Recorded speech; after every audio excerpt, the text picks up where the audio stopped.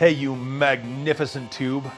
This is Doxica Media Mastery, and today we're gonna talk about ISO. What does ISO stand for? International Standardization for Optimization. But you can forget all that. What you really need to know is that when properly used, ISO can either make your image or if improperly used, break your image. It's kind of creepy. Look at this. Perfect setup to talk about ISO. Sorry. Oh my gosh, that's so weird. It's so natural. Look at this natural thing hanging in the tree. What do I know about ISO? It's basically the sensitivity setting of your sensor. I know, that doesn't mean a lot, but it really means a whole lot. So out here in a really sunny, bright conditions like this, what's the best ISO to use? The lowest one. But in here, where you get stabbed by a twig in the neck, which ISO do you use? The lowest one possible. I'm gonna show you why. Okay, I'm gonna take a couple shots here. Let's say I'm taking a sports shot. Actually, let's just say this ball is moving all over the place like this, and I wanna freeze that motion. Faster shutter, 100 ISO, looks like this. So much darker. So if I want to balance that faster shutter speed out, I can do that with the ISO. And this is set at an 800.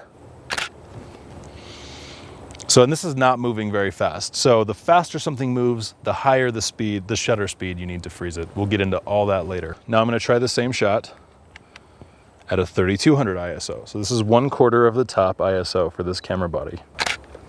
Okay, so we're definitely starting to see some grain in there, some pretty obvious grain, even just on the back of the camera screen. I can see that. If you ever can see grain on the back of your camera screen, it's not gonna look good blown up. So now, let's take it up higher. I'm gonna do a 6400. So a lot of camera bodies only go up to a 6400 ISO. So I'm gonna take this shutter speed up higher. And now you're gonna see this motion is completely frozen. Ah! Sick. How? Did you get that? Yeah. Awesome. Luckily, I think IKEA has one more of these. This is ISO 6400.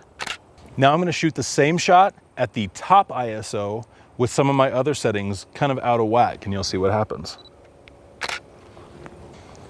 ISO should always be the last thing that you adjust if you ever need to adjust it above your minimum ISO.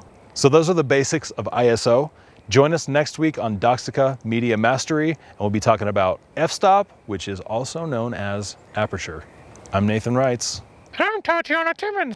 Peace out. Peace out. Heyo.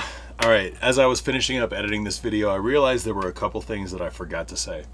First of all, if you have to crank your ISO because there are just really dark settings, if everything else is set right and you gotta do that, go for it. If it's the only way to get the image, better to get it than to miss it. We'll actually cover in a later video how to kind of restore images that have a lot of grain that's beyond your control. Secondly, I realize now that ISO was not a good place to start with this series because, it really is the last thing you should adjust. So now you have to watch the next couple videos. The links will be in the description below just as soon as they are available. I'm totally screwing with this microphone right now.